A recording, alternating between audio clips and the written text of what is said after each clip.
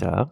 영혼의 불안을 훈련시키십시오. 네, 시편 42편 10절에서 11절 말씀 함께 읽겠습니다. 시작. 내 뼈를 찌르는 칼같이 내 대적이 나를 비방하여 늘 내게 말하기를 내 하나님이 어디 있느냐 하도다. 내 영혼아, 내가 어찌하여 낙심하며 어찌하여 내 속에서 불안해하는가. 너는 하나님께 소망을 두라. 나는 그가 나타나 도우심으로 말미암아 내 하나님을 여전히 찬송하리로다. 아멘. 우리가 우리의 이제 그 기질에 대해서 쭉 살펴보고 있습니다. 우리의 기질을 다른 말로 하면 우리의 자아라고 얘기할 수 있을 것 같아요. 자아. 우리의 자아, 우리의 기질에 대해서 우리가 어떻게 다루어야 하는지 좀 더 깊이 들여다보길 원합니다. 우리 기질과 자아에 대해서 보통 세 가지 접근을 합니다. 한 가지는 자신의 이 자아, 기질을 떠받들고 삽니다. 예를 들어 자신의 감정이 너무 중요합니다. 내 생각이 너무 중요해요. 그래서 나의 손익분기점이 너무 중요합니다. 이렇게 자기 자아를 완전히 왕노릇하게 두고 자아가 명하는 대로 사는 사람은 어쩌면 이런 사람 중에 많은 사람들은 거듭나지 않은 사람들일 겁니다. 왜냐하면 거듭남이란 것 자체가 우리의 생명이 내려지고 그곳에 그리스도의 생명이 지배하게 하는 일이기 때문에 이렇게 자아가 마음껏 자아의 감정이, 자아의 생각이, 자아의 손익분기점이 마음껏 우리를 명령 내리고 휘두를 수 있다는 건 어쩌면 거듭나지 않은 삶의 자리일 가능성이 매우 높습니다. 설사 거듭났다 할지라도 하나님은 거듭난 사람이 더 이상 자신의 자아가 지배하는 삶을 살도록 허락하지 않으세요. 여러분, 자아가 우리를 지배해봐야 좋을 게 뭐 있어요. 우리 인생의 폭군이 자아인데요. 그래서 정말 선하신 왕 그리스도께서 우리를 다스리시는 게 우리의 구원이잖아요.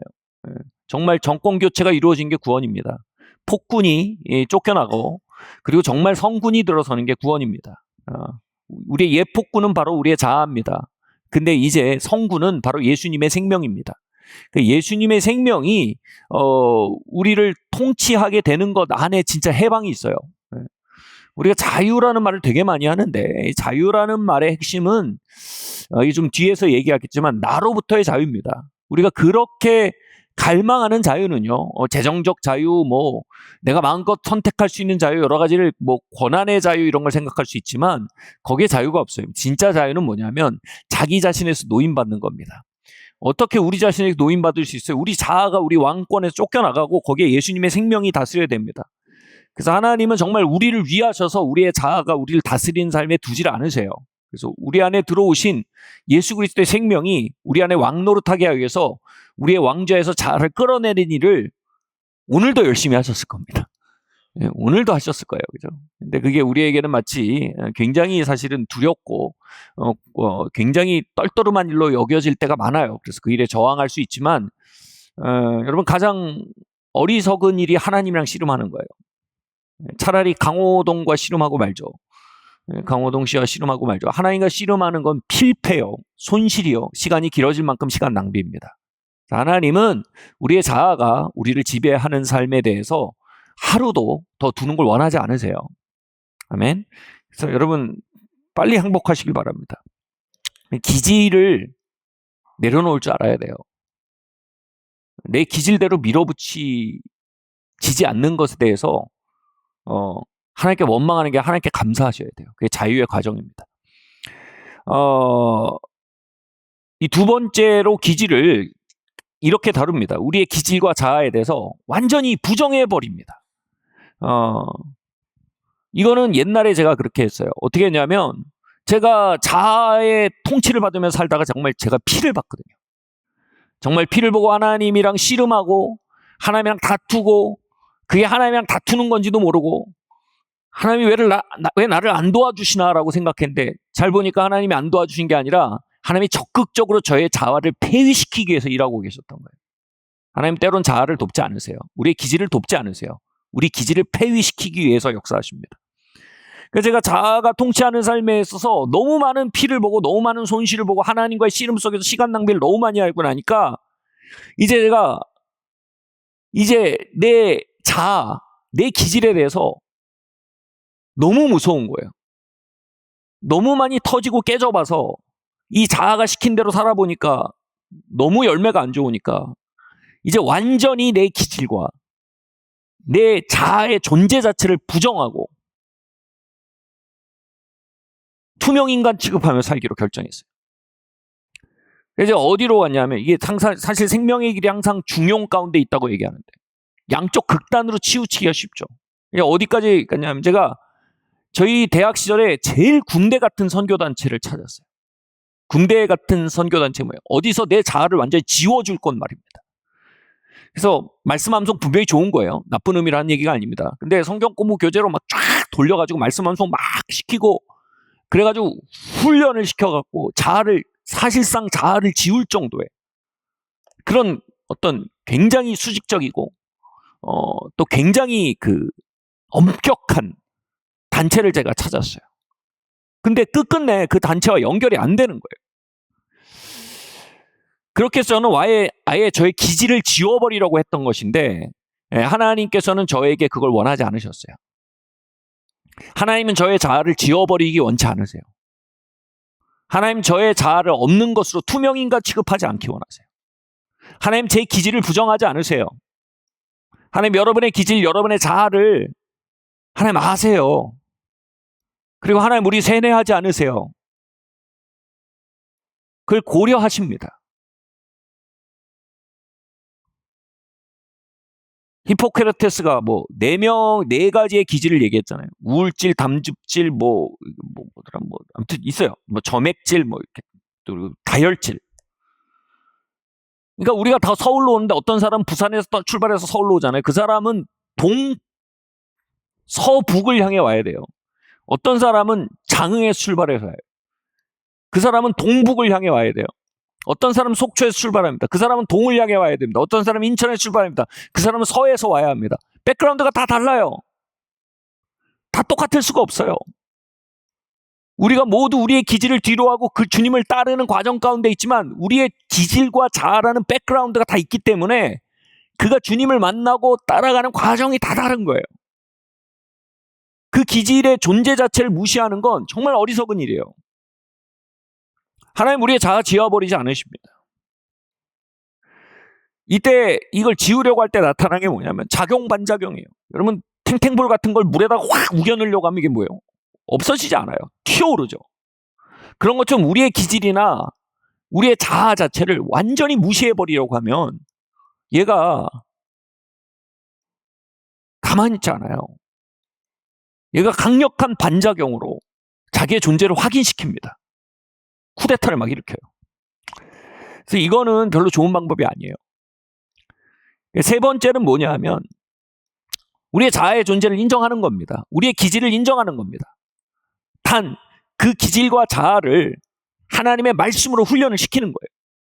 그 기질과 자아에게 끊임없이 하나님의 말씀으로 하나님의 임재에서 어떻게 하냐면 때론 꾸짖고 하나님의 말씀으로 때론 하나님의 말씀으로 위로하고 때론 하나님의 말씀으로 생각을 바꿔주고 때론 하나님의 말씀으로 격려해서 그 우리의 기질과 자아가 하나님의 말씀 앞에 훈련되게 만드는 거예요. 무슨 얘기인지 조금 더 정확하게 얘기해 볼게요. 첫 번째 아까 말한 사람은요. 자신의 자아와 기질이 하는 소리 그냥 듣고 따라가는 사람이라고 그랬어요. 근데 두 번째 사람은 뭐냐면 자아가 하는 소리가 있어요. 자아가 내는 소리가 있어요. 우리의 기질이 하고 싶어하는 말이 있어요. 근데 다 무시하고 그냥 로봇처럼 사는 사람이에요. 세 번째 사람은 뭐냐면 하나님의 임재와 말씀으로부터 흘러나오는 진리로 우리의 자아에게 끊임없이 양육하고 가르치고 변화시켜가는 겁니다. 그래서 오늘 본문에서 이렇게 말하잖아요. 내 영혼아 내가 어찌하여 내 속에서 불안하여 하느냐.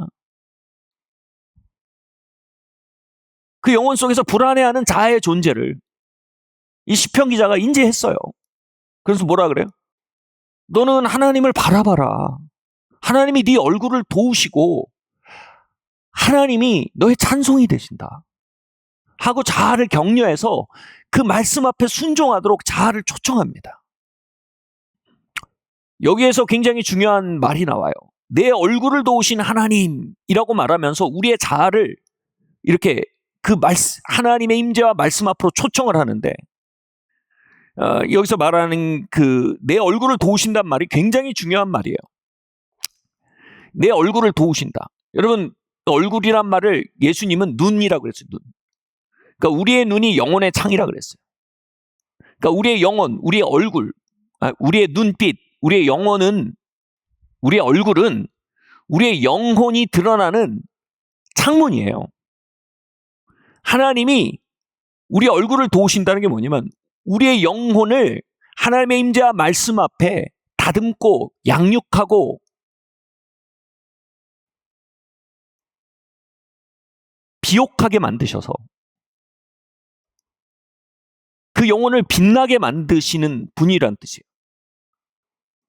다시 말해 우리의 얼굴은, 우리의 영혼은, 우리의 자아는요, 하나님의 사심이 드러나는 가장 강력한 설교단이에요.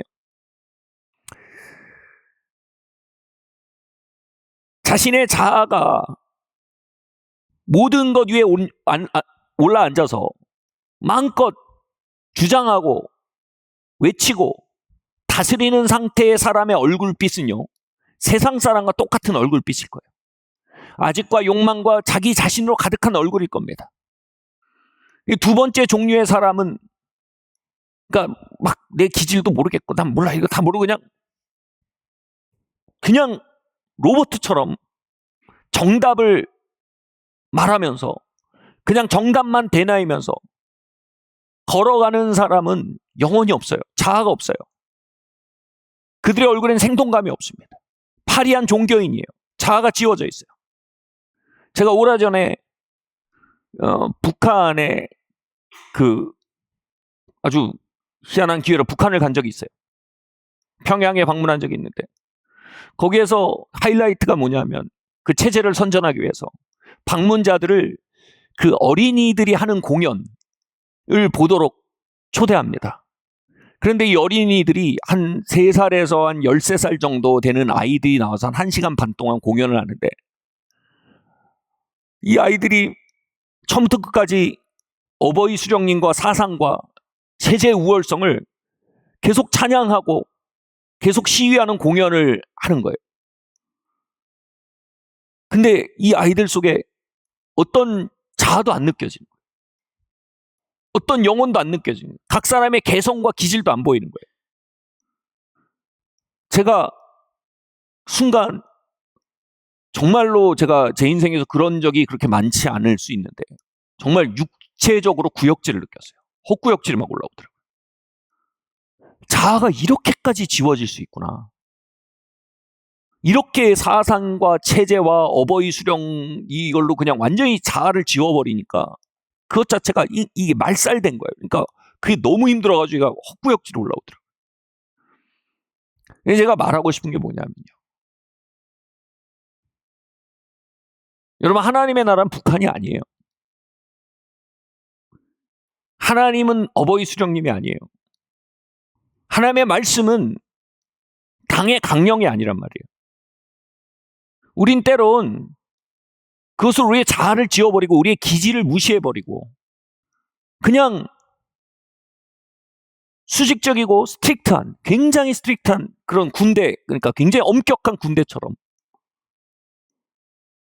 그런 집단이 되는 경우들이 굉장히 많아요. 제가 대학교 때 찾던 그런 단체처럼 말입니다. 그 공연을 이렇게 보고 나오는데 저를 안내하던 안내원이 저에게 그렇게 말하더라고요. 저를 이제 서로 선생이라고 부릅니다. 거기서는. 이 통일 저기 서울 어디 가서 방문하기 전에 교육을 다 받아요. 그래서 북측 남측 이렇게 부르기로 합의가 돼 있고 그리고 서로 선생이라고 부르고 합의가 돼 있는 거예요. 그러니까 우리가 이제 조선인민주의공화국 하면 그 체제를 인정해 버리는 게 되니까 그래서 북측이라고 부르고 그쪽에서 남측이라고 부르고 그래서 서로 합의가 다 돼 있더라고요. 그래서 그쪽에서 저에게 또 선생이라고 부르게 돼 있어요. 저에게 선생. 남측은 아이를 키우기가 힘들디요. 그러면서 너무 자랑스러워하는 거예요. 자랑스러워서 보내시라고야. 저희가 키워드리겠습니다. 만약 이 모습이 자신들이 생각하는 베스트인 거예요. 그 정답을 연기하는 아이들로 키워낸 거예요. 그러니까 저는 그걸 보는데 막 너무 힘든 거예요. 제가 말하고 싶은 게 뭐냐면, 하나님은 우리가 신앙을 연기하도록 부르지 않으셨어요. 하나님 우리를 교리의 로봇으로 부르지 않으셨어요. 하나님 분명히 우리를 진리의 사람으로 부르시지만 하나님 진리로 우리 세뇌하지 않으세요. 하나님 진리와 하나님의 임재와 하나님의 아버지 되심의 기초에서 우리의 기질과 우리의 개성과 우리의 자아에 끊임없이 다양한 목소리로 말을 걸고 계시단 말이에요. 때론 혼내세요. 때론 설득하세요. 때론 생각을 바꾸기에 논박하세요. 때로는 우리를 격려하세요. 위로하세요. 그 점점 우리의 자아와 우리의 기질이 그분의 말씀, 내 영혼아 내 속에서 어찌하여 네가 불안해하느냐. 다시 말해, 이 시편 기자가 느낀 그 자아의 움직임을 하나님 아신단 말이에요. 경청하신단 말이에요. 그래 그의 형편과 기질과 그의 상태에 맞게 하나님 말 걸어오신단 말이에요. 그리고 그 교류와 교제를 통해서 서서히 그분에게로 이끌어 가신단 말이에요. 우리를 결코 지우지 않으세요. 우리의 자아를 통치하시지만, 우리의 기질을 만져가시지만 절대로 우리를 성급하게 지우거나 세뇌시키지 않으신단 말이에요. 그래서 우리가 반짝반짝 빛나는 얼굴을 갖는 사람들이 되게 하길 원하신단 말이에요. 그 안내원이 저한테 한 말은 뭐냐면, 그 체제를 시위하는 강력한 얼굴이 그 아이들의, 그 강력한 전광판이 그 아이들의 얼굴이었던 거예요. 봐라 얘네들 얼마나 말 잘 듣냐. 봐라 얘네들 얼마나 한 목소리로 노래하냐. 우리 체제가 이렇게 우월하다. 그들의 얼굴이 자신의 체제와 수령님을 비추는 전광판이라고 생각한 거예요. 조심스럽지만 제가 어떤 단체나 어떤 교회에 가면, 그 정도는 아니지만 어떤 교회나 어떤 신앙단체에 가면 이 엇비슷한 느낌을 받을 때가 있어요. 다 같이 로봇가 돼 있어요. 군대 같아요.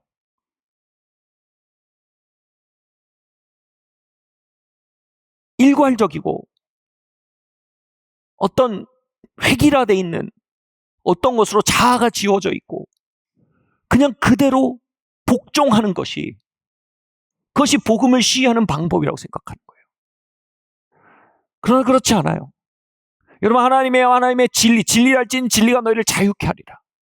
하나님의 임재, 하나님의 진리로 말미암아 자유케 된 우리의 영혼이, 그리고 빛나는 우리의 영혼이, 그리고 풍성해지고 아름다워진 우리의 영혼이 하나님의 나라를 시위하는 전광판이 되는 것을 우리는 알아야 돼요. 시편 기자가 말하잖아요. 시편 23편에서 뭐래요? 주께서 자신의 이름을 위하여 우리의 영혼을 소생시키시고 의의 길로 인도하신대요. 아멘. 이것처럼 소망된 말이 어디 있습니까? 하나님이 하나님의 이름을 우리 얼굴빛에 두셨다는 겁니다. 하나님의 이름을 빛나게 하기 위해서 하나님은 우리의 얼굴을 빛나게 하기로 결정하셨다는 거예요. 하나님의 얼굴을 빛나게 하기 위해서, 하나님의 이름을 빛나게 하기 위해서 하나님은 우리의 영혼을 소생시키기로 결정하셨다는 거예요. 하나님 우리의 얼굴을 도우시는 하나님이라는 겁니다. 마틴 로이드 존스 박사가 이렇게 말했어요. 마귀의 한 가지 목적은 하나님의 백성을 침체시킨 다음 세상 사람들 가운데서 가서 이렇게 말하는 것이다. 하나님의 백성이란 사람들을 봐라. 너도 저렇게 되고 싶어?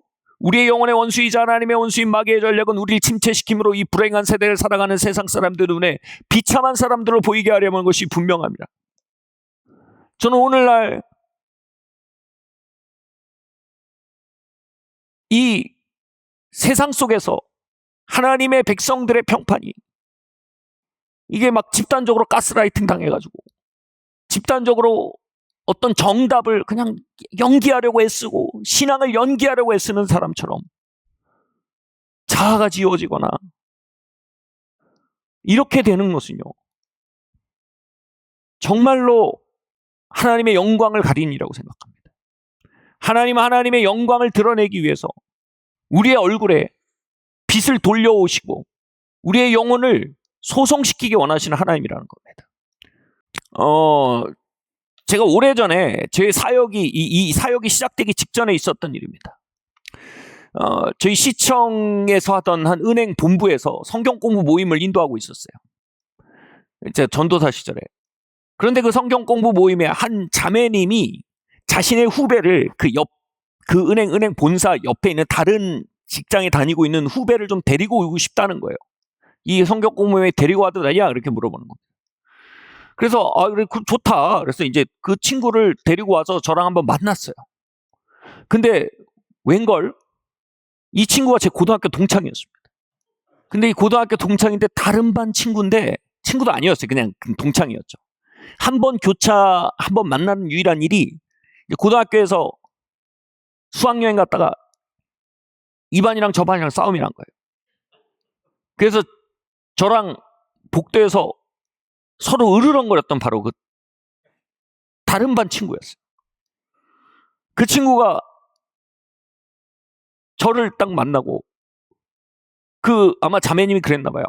이 전사님 만나면 하나님 살아계신 걸 느낄 수 있을 거라고. 그래서 만났는데 딱 보니까 전 거예요. 그러니까 그 친구가 저를 보더니 그 알 수 없는 감정이에요. 그 놀람과 탄식과 한숨이 섞인 그걸로 영준아 너냐? 너였냐? 그렇게 묻는 거예요. 그리고 한참을 제 얼굴을 응시하더라고요. 그러더니 이렇게 말할 거예요. 야, 이게 거듭남이면 나도 거듭나고 싶다. 다른 말로 이겁니다. 나 네가 가진 걸 가지고 싶다. 내가 못 본 사이에 너에게 무슨 일이 벌어진 거냐? 네 영혼에 무슨 일이 벌어졌구나. 너가 정말 너 자신이 된 그 얼굴이구나. 그리고 너 안에 정말 생명력이 피어나고 있고 네 안에 기쁨이 흘러나오고 있구나. 그래서 네가 가진 걸 나도 가지고 싶다. 여러분, 우리가 그 얼굴을 가지게 되는 것, 우리의 영혼이, 우리의 자아가, 우리의 기질이 하나님의 말씀과 임재 안에 다루어지면요, 우리의 영혼과 기질과 자아가 그러한 색깔을 갖게 됩니다. 그리고 이전에 아직과 욕망과 두려움과 집착만 보이던 우리의 얼굴에 정말 빛과 기쁨과 자유와 풍성함이 흘러나오기 시작합니다. 이게 하나님이 우리의 얼굴을 도우신다는 거예요. 하나님은 여러분의 얼굴을 그렇게 만들기 원하세요. 우리의 삶을 위해서 그렇게 하시지만 단지 그게 아니에요. 그분의 이름을 위해서 그렇게 하기 원하세요. 하나님은 오늘도요, 하나님의 이름을 가장 드러낼 수 있는 전광판으로 저 사거리에 있는 거대한 광고탑을 사용하시거나 또는 서울 비싼 땅에 있는 큰 건물을 통해 당신의 영광을 드러내시는 게 아니라 오늘도 하나님이 예수님 오신 이후로 가장 활용하시기 원하시는 하나님의 이름을 드러내는 방식은 풍성하고 자유로워지고 아름다워지고 기쁨 넘치고 자기 자신이 되어가는 하나님의 자녀들의 얼굴빛을 통해 하나님 당신이 누군지 이 세대에 드러내기 원하시는 거예요. 아멘. 돌이켜보면요, 그때 그 만남 직후에 저희 사역이 시작되는 그 영적 돌파가 있었어요. 뭐냐 하면 하나님이 제 얼굴을 그렇게 제 영혼을 그분의 이름을 드러내기 위해서 제 영혼을 회복시키시고 그분의 이름을 위하여 의의 길로 저를 인도하시고 제 영혼이, 제 자아가 하나님의 말씀과 임재 안에 훈련되어지고 다루어지고 비옥해 되어지게 되어서 마침내 그것이 하나님이 누구이신지 드러낼 수 있는 정도까지 다루어지게 하시고, 야, 나도 그거 갖고 싶다 라는 단계까지 만드시고 제 사역을 시작시키신 거예요. 저는 믿습니다. 많은 분들의 진짜 부르심이 여기서 시작될 거라고 믿어요. 여러분, 우리가 세상에서 가져야 될 카리스마가 이겁니다. 회복된 얼굴입니다. 할렐루야. 여러분, 사업을 하시던 교사이시던 공부하는 분이시던 장사를 하시던 기술자시던 하나님 먼저 이 얼굴을, 이 자아를 우리 가운데 우리의 영혼을 먼저 빛나게 하시는 일에 대해서 하나님 먼저 관심을 가지고 계신다는 걸 기억하셔야 됩니다. 그리고 그것이 우리 안에 회복될 때 진짜 우리 각자의 부르심, 부모의 부르심, 아내의 부르심, 남편의 부르심, 직장에서의 부르심, 이 부르심을 효과적으로 이룰 수 있는 영적인 스테이지를 갖게 된다는 걸 우리가 믿으셔야 돼요. 우리 같이 말까? 하나님, 당신은 나의 얼굴을 도우시는 하나님이십니다. 하나님의 이름을 위하여 나의 영혼을 소생시키시고 나의 영혼을, 나의 자아를 의의 길로, 말씀의 길로 훈련시켜 주십시오. 아멘. 할렐루야. 그러기 위해서요. 예레미야서 1장 6절 말씀 한번 볼까요? 시작. 내가 이르되 슬프도소이다 주 여호와여 보소서 나는 아이라 말할 줄을 알지 못하나이다 하니. 우리가 하나님 앞에 우리가 가지고 있는 기질, 우리의 영혼, 우리의 자아를 잘 연단시키고 잘 훈련시키기 위해서 우리가 먼저 반드시 가져야 될 단계는 정말 우리의 영혼이, 내 자아가 하나님 앞에 뭘 말하고 싶어 하는지 우리가 알아야 한다는 겁니다. 이 무슨 말이냐면 이 예레미야서 1장 6절 말씀이 전 이렇게 봤어요. 내가 아직 어려서 선지자로 일하기엔 내가 화술이 부족합니다. 그래서 내가 아이를 아직 말하지 못합니다. 하나님 나를 선지자로 보내시면 어떡합니까? 이런 종류의 컴플레인이라고 생각을 했는데 많은 영적 스승들이 이 본문을 다르게 해석하더라고요. 그분들이 해석하는 방식은 이거예요. 예레미야가 아직 하나님 앞에서 자신이 정말로 자신의 영혼이 하고 있는 말을 하나님께 하는 법을 몰랐다. 이렇게 해석하는 거예요. 무슨 얘기인지 조금 더 설명해 볼게요. 제가 이 교회를 이전하고 매입한 지 얼마 되지 않았을 때입니다. 그때 저의 영적인 선배랑 대화를 하고 있었어요. 그 선배도 굉장히 기적적인 점프를, 기적적으로 비약을 해서 건물을 매입하신 경력이 있는 선배였어요. 그래서 제가 문득 이렇게 말했습니다. 그분이 이제 덩컨이라는 이름을 가진 사람인데, 제가 이렇게 얘기했어요. 덩컨, 내가 교회를 이전한 이후에, 그전에 안 그랬는데 자꾸 숫자를 살피게 된다. 교회 재정을 자꾸 살피게 되고, 교회 출석이 얼마나 늘고 있나 이거 자꾸 살피게 된다. 교회를 매입하기 이전에는 하나님의 임재가 얼마나 충만했는지, 그것에 하나님의 역사가 얼마나 있었는지를 살피는 게 주였는데, 이제 자꾸 재정과 출석과 숫자를 살피는 마음이 자꾸 생기기 시작된다. 이렇게 말하면서 난 이게 변질될까봐 걱정돼. 내가 변질되는 과정일까봐 좀 우려가 돼. 라고 얘기했어요. 근데 이 덩컨 목사님이 저에게 그러는 거예요. 영준, 가만히 듣다는 거예요. 너 지금 두렵다는 거지?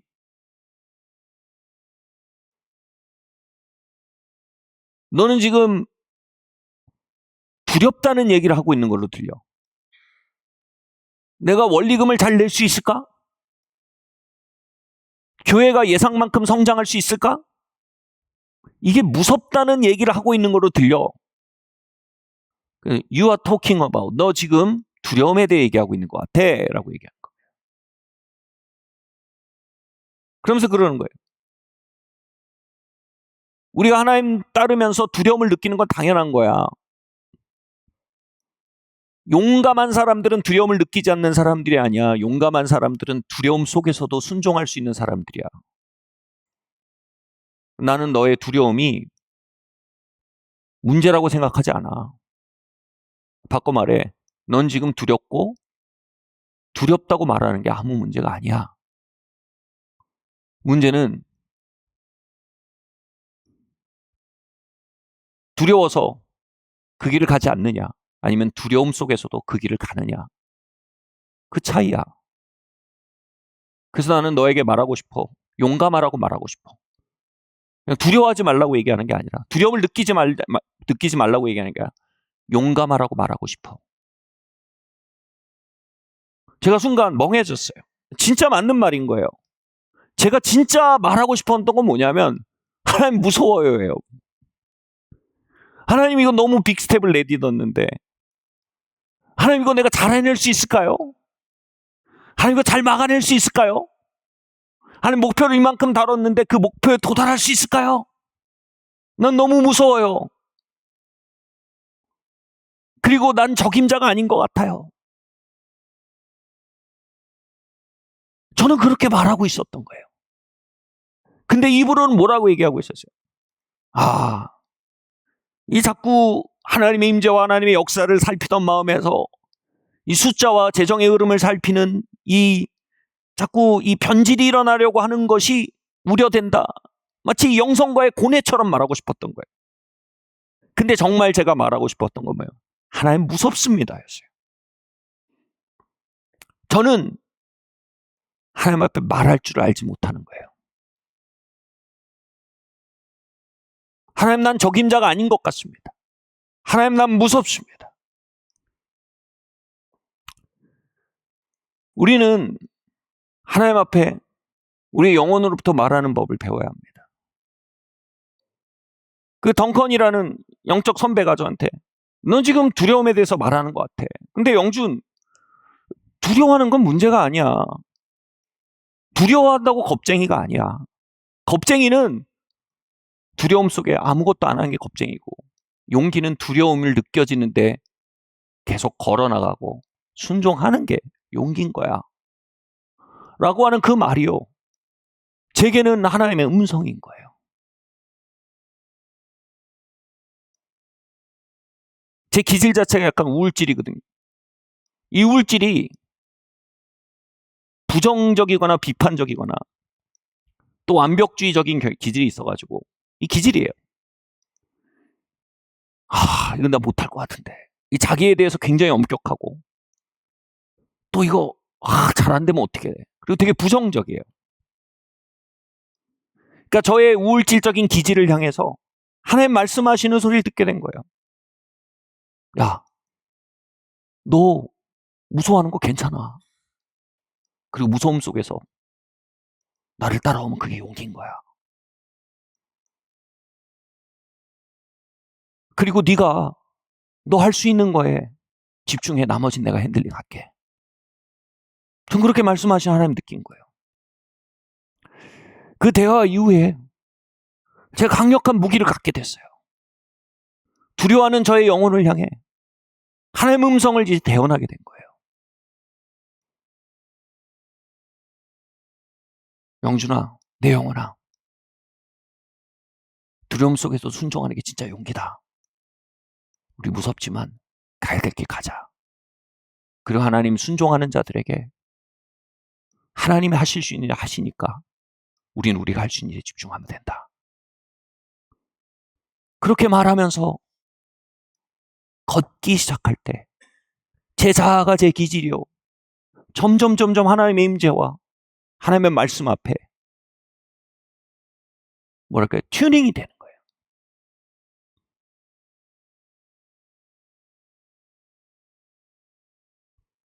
여러분, 하나님 앞에 진짜 하고 싶은 말이 무엇입니까?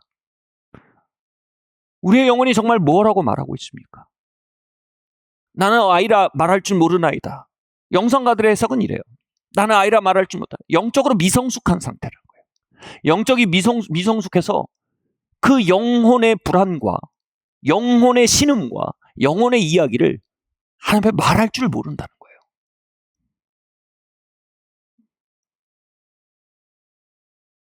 그리고 계속 그냥 정답만 말하고 있는 거예요. 그냥 난 무섭지 않아. 난 두려워하지 않아.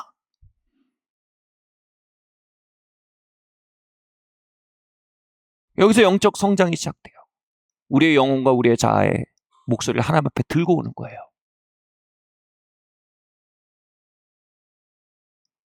그래서 하나님께 직구할 줄 알게 되는 거예요. 여러분, 이 시즌에 여러분의 영혼이 하나님 앞에 무엇라고 말하고 있습니까?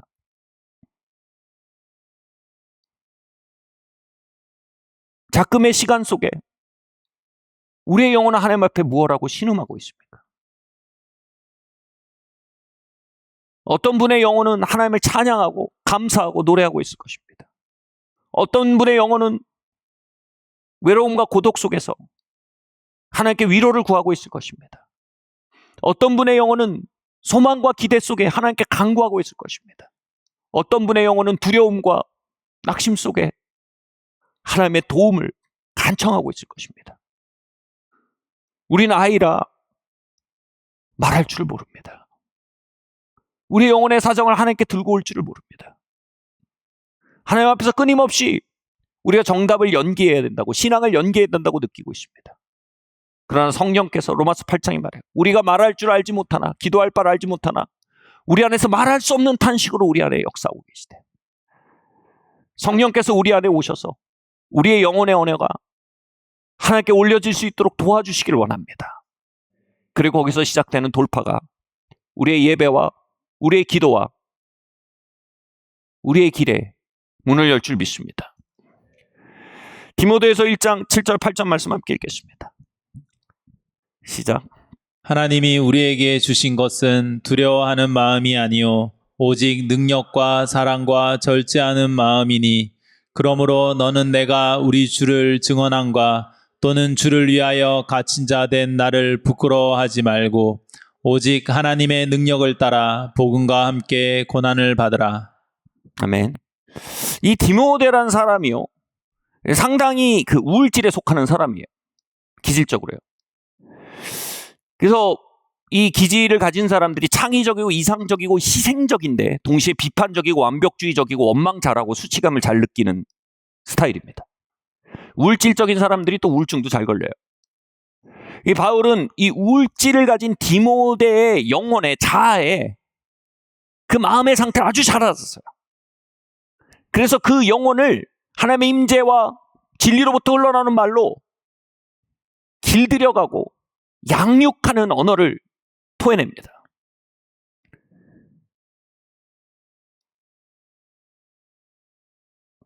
그는 이렇게 말해요.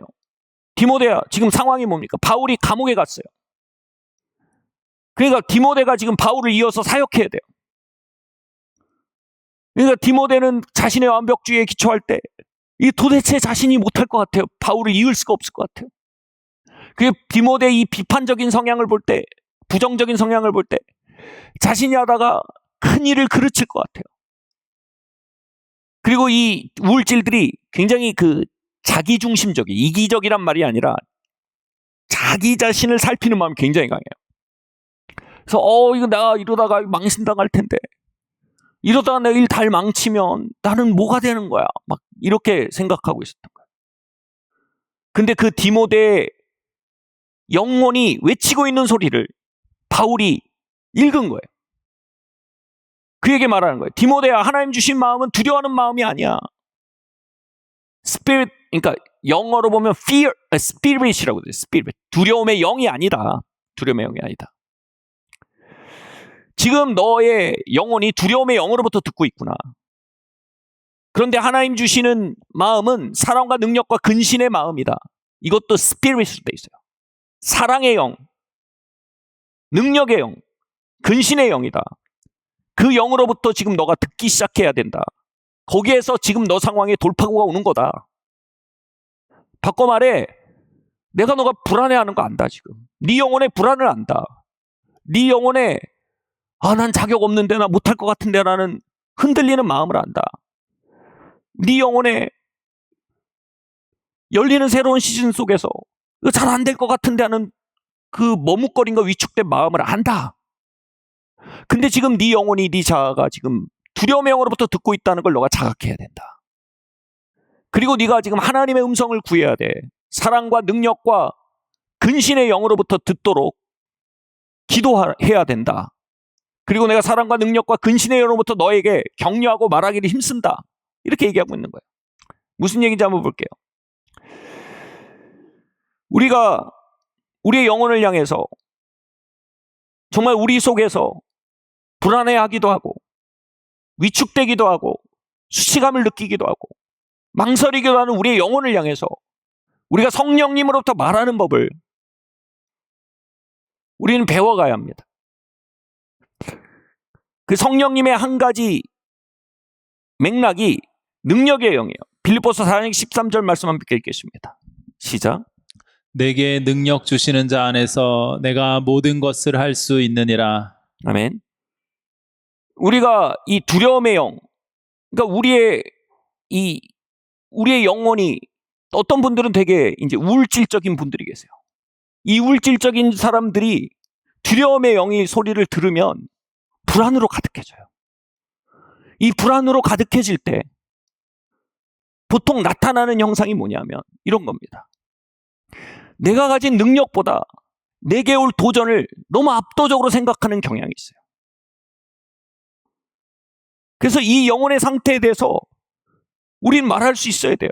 내 영혼아, 내가 어찌하여 내 속에서 불안해하느냐? 하나님이 너를 돕지 않으시냐? 내 영혼아, 내가 어찌하여 알 수 없는 내일에 대해서 너무 많이 카운트하느냐? 그것을 카운트하는 것보다 알 수 없는 내일을 인도하실 하나님을 더 카운트해야 되지 않냐? 우리는 우리의 영혼에게 계속 말해줘야 한다는 거예요. 이게 시편 43편이 우리에게 주는 지혜인 거예요. 우리는 우리의 영혼이 우리에게 하는 말만 듣고 앉아있는 게 아니라 이제 우리의 영혼을 향해서 하나님이 하시고 있는 말씀을 계속 해줘야 될 책임이 우리에게 있다는 것입니다. 우리의 영혼을 하나님의 임재와 약속의 기초에서 가르치고 길들여 가야 될 책임이 우리에게 있다는 것입니다. 이것이 능력의 영입니다. 우리가 능력의 영으로부터 말할 줄 알게 될 때 우리의 영혼이 자유를 얻고 비옥해지기 시작합니다.